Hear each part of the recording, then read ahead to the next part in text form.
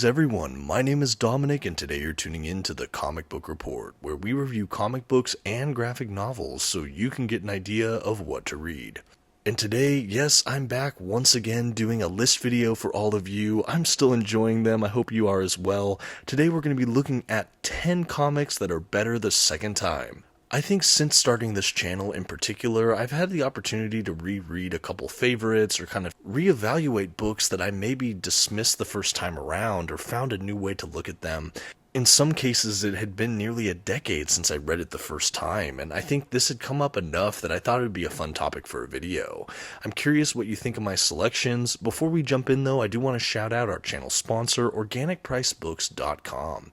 If you're looking to pick up your own comic book collected editions, I highly encourage you to check out their website. You can find a link for it in this video's description, and if you see something there you like, you can even use my discount code at checkout, TheComicBookReport, to save $2 off of your order.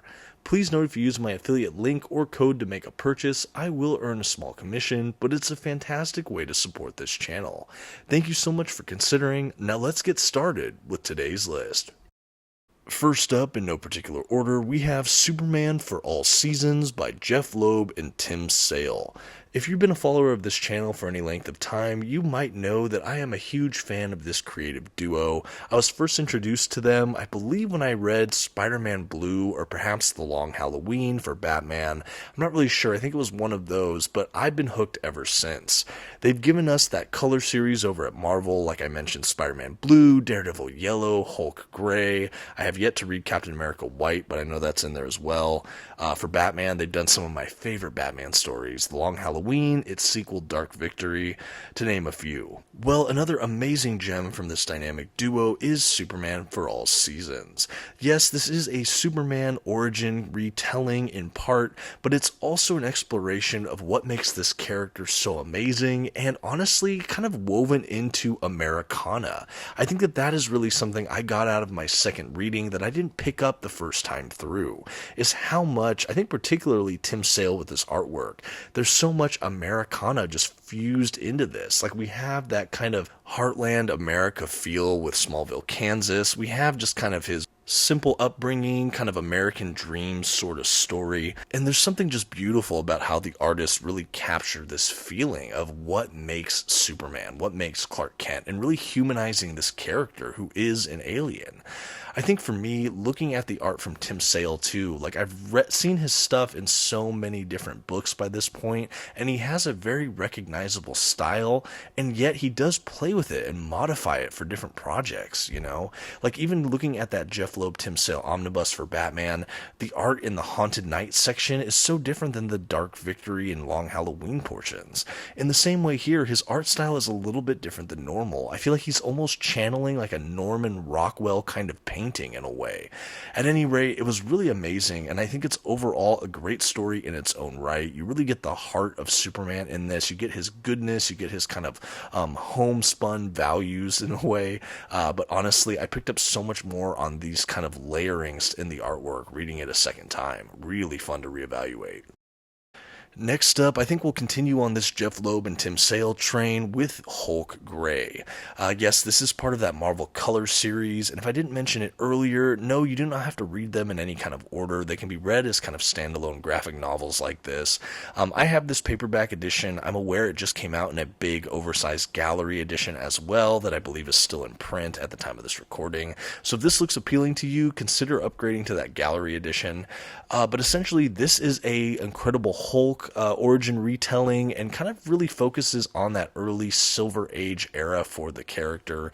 It's also a reflection on his love for Betty Ross and kind of just his affliction, his curse. There's an incredible frame narrative that sets up these kind of nostalgic flashback sequences, and that frame narrative is Bruce Banner in kind of a therapy session. And in the present time, as this session is being conducted, everything is in this kind of black and white noir look, but every so often when he gets angered or he has these specific thoughts, there'll be flashes of green in his body or his eyes, and you just know the Hulk is right there. And then everything in the flashbacks are full, technicolor, incredible, and I really love how that's set up and how the frame is established. I think it really just shows the vibrancy of how he views even his cursed past. This book really surprised me. I think initially it was one of my least favorites amongst the Color series over at Marvel, but rereading it and rereading some of these others, I realized this book really has a lot of strengths. Admittedly, the Hulk is never one of my favorite characters from Marvel. I think he's a fine character. He's just not one I rapidly or actively read, really. And yet I found myself really loving this the second time through. We have the incredible creative team again with Jeph Loeb and Tim Sale, which, as I've said, is a really winning combination for me. But for some reason, really looking a little more maturely at the frame narrative and the kind of psychology of Bruce Banner and just kind of how he deals with that Hulk aspect of himself, seeing the character interactions and some other kind of throwbacks or Marvel Easter eggs or tie-ins in this work, it really just shone that much brighter reading it a second time. At least for me. I got so much more value out of it reading it again. Okay, so the next one on my list is perhaps an interesting choice, but I'm going to go with Marvel 1602 by Neil Gaiman. For those that are maybe unaware, this is a really fun standalone miniseries that it kind of begs the question, what would happen if that Marvel age of heroes that began in, the 1960s or so, what if that boom happened hundreds of years earlier, around the time of 1602? In the New World, where we have some of those earliest American colonies that are established, what happens if, during all of that, the era of these Marvel heroes happens? It's kind of an alternate universe, what-if sort of story, kind of spun out into its own miniseries.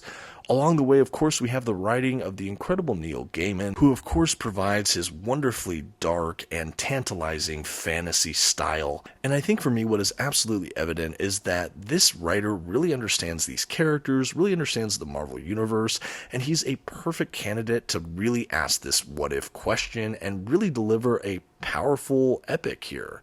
I think for me, this series doesn't overstay its welcome, and it's really a fun little standalone miniseries that I don't think is talked about enough these days.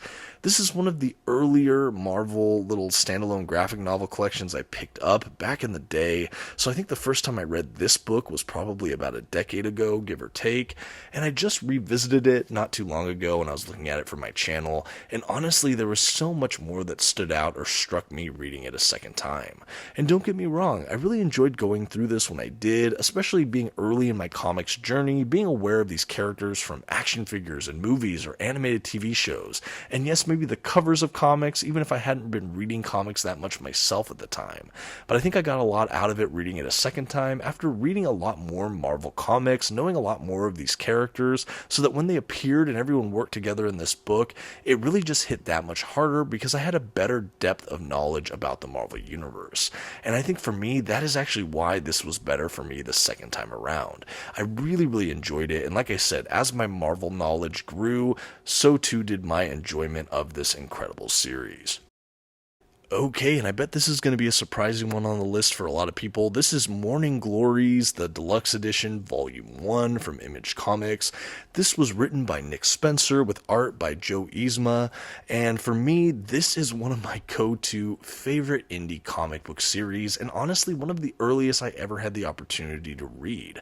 I had a friend who was getting me into comics, or maybe a couple of early friends, and one of them had the first paperback collection with just the first couple issues of this series, and I was hooked. Honestly, at the time, I was such, and I still am, such a huge fan of the television series Lost that really just framed itself in a way that it was so character-centric, and you're trying to understand these characters, even as there's a lot of fantastical mysteries all around them. I bring that up because this series to me feels like that same vibe, but what if you were in a weird boarding school? But it has that same air of mystery where every issue you're almost left asking more questions than getting answers, but you're also deeply character focused with a really fun ensemble cast of characters. This was also my introduction to Nick Spencer, who is a comic creator I really enjoy. So anyway, this was an early comic I read again, probably over a decade ago, and I had the opportunity to reread some of these early issues when I reviewed this collection for OrganicPriceBooks.com, and I loved it even more the second time. I think as I've gone on and I've read more by Nick Spencer, returning to my first introduction to him was really eye-opening and fun. I think these characters really feel lively, original, and organic, and honestly, I just really realized why I loved this series in the first place. Now, there is a caveat, forgot and something I need to mention, and that is that this series has been on indefinite hiatus for years and years and years. I really hope that this creative team comes back to this project because I would love to see them land the plane in earnest. I know a lot of people maybe avoid this series because there isn't a proper ending yet, but honestly, I encourage you, if you like a good kind of mystery series or you want to know more based on my premise here, I really think it is a fun one to dive into. Just be aware that we're not sure if they're going to come back from this hiatus, but again, I really loved what I read, and rereading it again, I just see why I like it. It is so up my alley.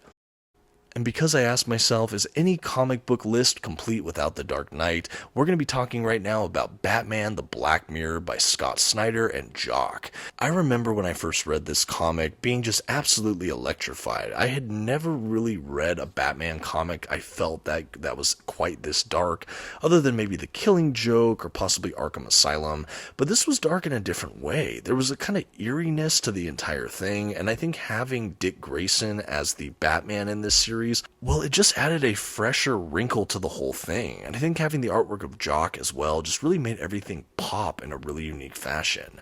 So this is a really deep, psychological, dark thriller Batman story that has to do with not only Commissioner Gordon's son, but also some truly deep and dark, sinister happenings within the city of Gotham. And again, this is at a time where Dick Grayson is under the cowl because Batman, Bruce Wayne, is not here anymore. And so we have this guy trying to step into his mentor's shoes, but also be his own decidedly different and set apart Batman along the ride. And unlike maybe his pairing with Damian Wayne during the Grant Morrison era of Batman and Robin, this is predominantly just a Batman story, so he doesn't have a sidekick for a lot of it, and I think that we really just get to go inside of Dick Grayson's head. And again, the storytelling is so dark throughout this that it's just really gripping. I think reevaluating this a second time, I was really struck by, one, it's from Scott Snyder, and this is one of, again, the earlier works I've read from him. Now I've gone on to just really love this writer, read so much more from him, and to go back and read this, I'm really impressed by how much he just has this character dialed in. Reading a second time as well, I'm really struck by the fact that this is such a fantastic standalone read. You don't really need a bunch of outside books. You can enjoy it as a self-contained collection. It's haunting, it's gritty, it's a story that stayed with me, and revisiting it again after a couple years, I'm alarmed at just how fresh it felt, how much I had forgotten or had fallen through the cracks. Really fun to revisit this one, and I'm sure I'm going to revisit it again in the future as time allows. And hey, if you're watching this video and you've yet to subscribe to the channel, I would just like to invite you to do so. I'm always doing top 10 list videos like this, comic book reviews, unboxings, and more. Thank you so much for considering. Now on with the list. Okay, next up on my Better the Second Time Around comic book list, I'm going to talk about the Silver Surfer run by Dan Slott, Mike, and Laura Allred. I am a huge fan of this run. This omnibus is one of my favorites. Artistically, I just think it's one of the most stunning collections I own. It's also a great example of a one-and-done omnibus collection that feels very self-contained, which for a Big Two superhero is saying something. Really, really love this run. And here's why I say it was better the second time around. Officially, I only read the first maybe 5 issues, give or take, once, so my reread is really just rereading those 5 issues and then finishing out the run. So I don't know if it counts for this video, but I'm gonna count it, and here's why.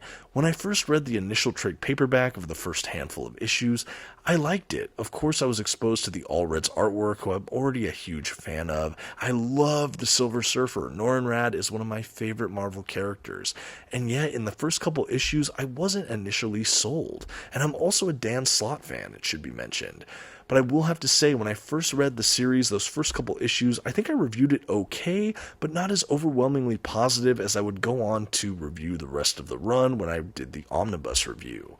And the reason for that is I think I was so jarred by how the Surfer was portrayed. There was kind of a levity about him. They went for this kind of softer romantic angle rather than the brooding space farer that I had come to love under maybe the Starlin era or even all the way back in the Stan Lee stuff. So I think because it was a different interpretation of this character, I was almost alienated by it when I first read those couple of issues. But honestly, when I went back to reread those issues and then finish the whole run, I felt myself so much more endeared to this character, but also all of the supporting cast throughout the run. I also really just love the quirkiness that Dan Slott and the Allreds provided with this series. We get to see a really heartwarming side of Dan Slott's writing that I think is so effective and earned. The culmination and conclusion for this run is just, chef's kiss amazing. I won't spoil it here, but it's just so well done. And the Allred artwork being set loose on a universe of different galactic cultures and alien spaces, it was just wonderful, and I'm so happy I pushed through and gave it a second chance, because I've come to love it. It's one of my favorite series. Next up on my list, the Infinite Crisis Omnibus from DC Comics. Although for this list I should probably clarify, like Silver Surfer before, there's a bit of a caveat here. I first read Infinite Crisis in the paperback format that mostly just included the issues of the event itself, and I will say after reading Crisis on Infinite Earths and feeling fairly well versed in DC continuity, I read Infinite Crisis in paperback and just adored it. It far and away became my favorite DC Comics event, and it still is to this day, at least of the events I've been able to read thus far. However, why do I say I enjoyed it more on reread? It's because I upgraded and got a chance to read this Omnibus edition, which not only included the issues I had read in paperback of the event itself, but all of the prelude miniseries that set up the events of Infinite Crisis.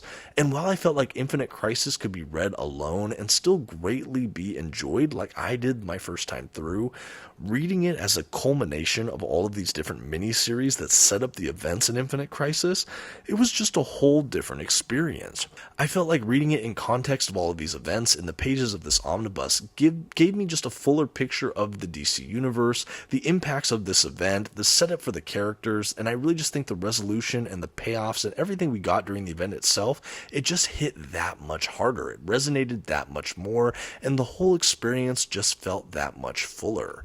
So I do think it was way better upon reread. Even the event issues themselves, while they were now informed for me by all of these miniseries, which of course bolstered my experience, I had also had years to digest this material, read other DC works before and after this event, and so rereading even the event itself felt like a bigger experience that I could really catch more details of the second time through. But I do absolutely recommend reading Infinite Crisis in this omnibus format if you can find a copy, or at least try to get the miniseries, because like I said, it's just that much more of an epic experience when you have the greater context of Infinite Crisis itself. A wonderful, wonderful book that I loved reading it in this format, going through that event again, and I hope to again in the future now that I have this book. Highly recommended. And here we are, we're gonna three-peat with Jeph Loeb and Tim Sale, this time with the Batman Omnibus by those creatives. This includes Batman The Long Halloween, its sequel Dark Victory, Batman Haunted Night, and Catwoman When in Rome, amongst a few other extras. I love this omnibus. I think to this day it's actually the highest rated comic book grade I've given on the channel. I think I gave it a perfect A+.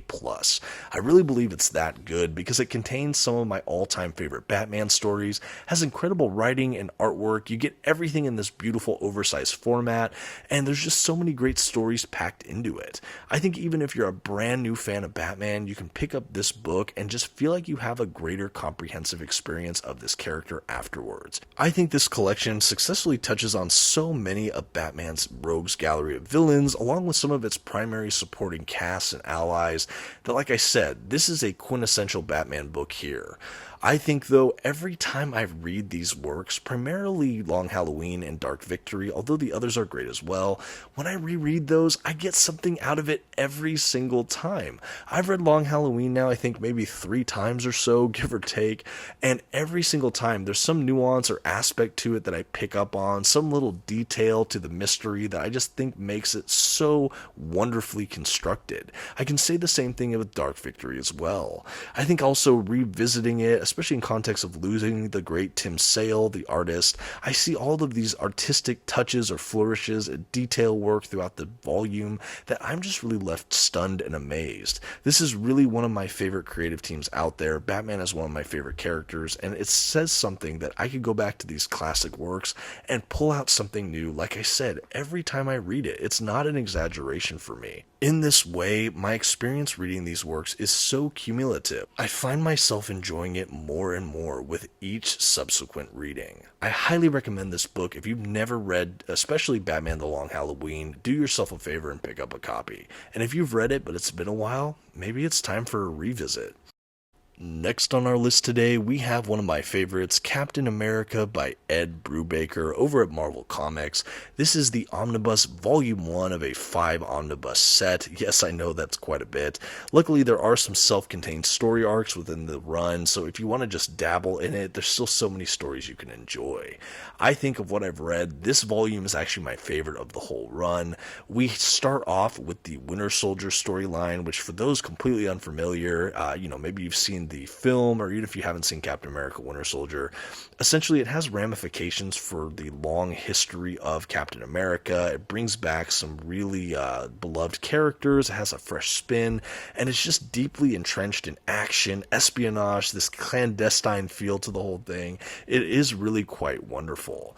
But what I love about the Brubaker run in general is just how much it plays and really explores these genres of, again, the kind of spycraft, geopolitical aspects of Captain America, even in context of he's a superhero. That also factors into all of this. And yet it comes off as, like I said, a geopolitical thriller, kind of crime narrative. I don't even know how to describe it, but it's so fascinating to see how well Brubaker handles this character. This to me has become the quintessential run for Captain America. I absolutely adore it. And the artwork we get from all the different artists across this run is just absolutely staggering in my mind.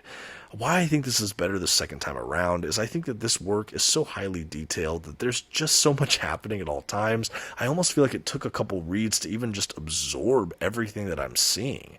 It's so wonderful, and maybe some people got more out of it that first time. I know I felt like I got as much as I could, but then revisiting some of these stories, I'm just like, wow, this is really amazing, and there's so many more layers to it than I thought, and I just love the way he explores these characters. I love the artists. I don't even know how to say it, but honestly, this is another one that the more I know about Marvel Comics, the more I understand some of the character appearances, and the deeper this run really resonates. And yet I can also recognize that this is still a perfectly great entry point for brand new readers into comics. I love Captain America by Brubaker, and it's good the first time, second time, and I'm sure every time after that. And hey, if you're a fan of Ed Brubaker's Captain America, sound off in the comments. I always like talking about it. And last but certainly not least, on 10 comics that were better the second time, I'm going to be talking about the House of M Omnibus from Marvel Comics. Now, I did read House of M earlier in my comic collecting journey. I would say I probably first read it maybe in 2012 or 2013. Yes, it's still a great deal after it came out, I think in 2005. But this was a book that I found in collected edition. Like I said earlier on, the concept seemed really intriguing to me. I liked the creators, I loved the artwork, and I thought I'd pick it up. And I enjoyed it so much, this kind of what-if world it created, that I bought some of the tie-in collections, like the House of M Spider-Man. I think about the House of M Wolverine collection. Anyway, I always loved this story. It is a kind of Marvel universe. Something happens to it and becomes a very different kind of universe sort of story. The whole thing feels like a what-if scenario, but it's played out in the mainstream Marvel universe and canon. But I just think it's handled so well. I think for fans of the Marvel universe and its characters, although if you're primarily a fan of X-Men and the Avengers, this is really going to be probably even more up your alley. But I honestly think it's one of the strongest standalone Marvel events out there. It's an, I believe, 8-issue comic book series. This omnibus edition, though, has all of the tie-in issues for that main House of M event, other than the actual Avengers Disassembled storyline, which I would argue sets up the events of House of M, but that's really no matter here. You can still enjoy this by itself, but I will say I enjoyed it more the second time because I think that I had all of the tie-ins to House of M, which this was a case where all the tie-ins weren't needed, but again, it just made this world feel fuller. And I really enjoyed that. But even the event itself, to revisit it again another time, I was really just struck by how unbelievably good this event is. I think, like Infinite Crisis, I might even say House of M might be my favorite Marvel event? Wait, do I like that more than Secret Wars? Do I like it more than King in Black? Okay, this might be a better future video concept of my favorite Marvel events. For right now, I will say it is one of my favorite Marvel events of all time, and revisiting it a second time, I was really impressed by how fresh it felt, how many details I picked up on again the second time.